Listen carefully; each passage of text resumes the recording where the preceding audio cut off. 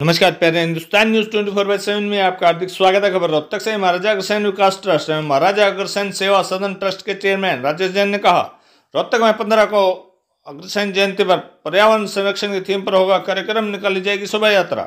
जयंती पर लगेगा रक्तदान व निःशुल्क स्वास्थ्य जांच शिविर। शाम को महाराजा अग्रसेन नगर 1 रुपया चौक पर होगी सांस्कृतिक संध्या। 7 बजे झंडारोहण से शुरू होगा कार्यक्रम का श्रीगणेश। प्रातः 7:45 पर होगा 125 दंपत्ति कुंडलीय देव यज्ञ हवन। शोभा यात्रा में आकर्षण का केंद्र होंगे मेरठ का बैंड और कोलकाता के फूल। उद्यमी राजेश जैन ने कहा, अग्रवाल समाज में विशेष योगदान देने वाले बंधुओं को अग्ररत्न से और वैश्य समाज के उत्कृष्ट कार्यों के लिए महिलाओं को भी विशेष सम्मान से किया जाएगा सम्मानित। अग्रसेन जयंती पर विवाह परिचय स्मारिका का हुआ विमोचन। ट्रस्ट के सदस्य ने किया निमंत्रण पत्रिका का विमोचन। रोहतक से सैनिक रिपोर्ट। और इस बारे में 4 मैसेजेस देना चाहूँगा। गीला और सूखा वेस्ट अपने घरों से अलग नहीं कर रहे हैं, प्लास्टिक वेस्ट को अलग नहीं कर रहे हैं, कंप्यूटर वेस्ट को अलग नहीं कर रहे हैं। हम शेयर बेसिस में कंप्यूटर में सब मिल के वाटर हार्वेस्टिंग को नहीं कर रहे, पानी की बचत नहीं कर रहे, मिलकर जुलकर सोलर प्लांट भी नहीं लगा रहे। तो अगर आपने क्लाइमेट चेंज के ऊपर एक्शन नहीं लिया, अभी हमारे यहाँ से 250 टन माल वेट वेस्ट और मिक्स करके जाता है भिवानी रोड के ऊपर, और उसमें से सिर्फ 5 टन माल हर रोज का कंपोस्ट बनता है। तो 200 टन माल जो है हर रोज उसका CO2 200 टन एमिट कर रहा है। तो आप सब कुछ कर लीजिए, अगर जब तक आप एक बेसिक चीज नहीं लगाएंगे। 2 अक्टूबर को चीफ मिनिस्टर से लेकर प्रधानमंत्री ने सबने झाड़ू लगा दी, हमारे सब मंत्रियों ने लगा दी, पर फिर भी हम बेसिक चीज को ठीक नहीं कर पा रहे हैं। तो अगर वाकई में अगर आप इंद्र को ठीक रखना चाहते हैं, महारानी मध्य में अपनी पृथ्वी में विश्वास करना चाहते हैं, तो सबसे पहले आज हम जितने भी अगर भाई बैठे हैं तो ये जरूर भी डालें कि अपने घरों से गीला और सूखा वेस्ट अलग करेंगे। और जो सारे पार्षद क्या कर रहे हैं, सब MLAs क्या कर रहे हैं और हम लोग क्या कर रहे हैं, सरकार नहीं कर सकती। तो हर बारी अगर हम अग्रसेन जयंती बना रहे हैं, क्योंकि जो पहले हमने कहा कि अग्रसेन ने इंद्र के ऊपर लड़ाई करी और उस वॉर को जीता, किस चीज के लिए कि भाई बारिश कर दे। तो अगर वो हमें मैसेज देना है तो आज हमें उसमें एक्ट करना पड़ेगा। दूसरा, महाराजा अग्रसेन ने शिव की भक्ति करी और शिव जी ने कहा कि भाई आप कुलदेवी लक्ष्मी की पूजा करिए। तो लक्ष्मी की जो पूजा है वो पुरुषार्थ है, ये नहीं कि भी हमने मंत्र जप लिए और लक्ष्मी जी की पूजा हो गई। और आज उसके लिए अगर उन्होंने 1 रुपए ईट कहा तो वो हमें जनरेट करना पड़ेगा। तो सबसे पहले उसमें क्या जरूरी है, शिक्षा। तो आज अगर हमारे जितने भी सरकारी स्कूल हैं, क्यों नहीं अगर भाई इस बात को देखते कि वो उनका स्टैंडर्ड ठीक हो, और वो क्यों नहीं ठीक होता, वो हम करप्शन है वहाँ पे, उसको अपने देते हैं, उसको ठीक नहीं करते।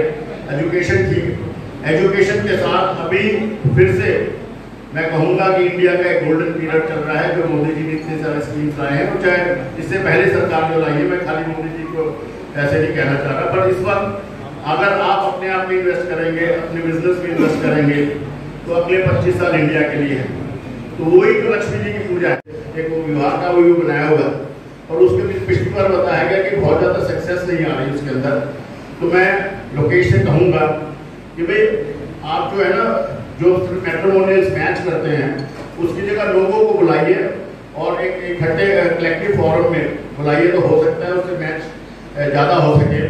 और अभी भी जो DNA जो आपका गोत्र का सिस्टम शुरू हुआ था, तो मैं आपको बताना चाहूँगा कि भाई जो ये गोत्र मीन्स बेसिकली DNA, तो हमारे पिछले कई 40,000 60,000 सालों की जो DNA की आज लोग ट्रैकिंग कर सकते हैं।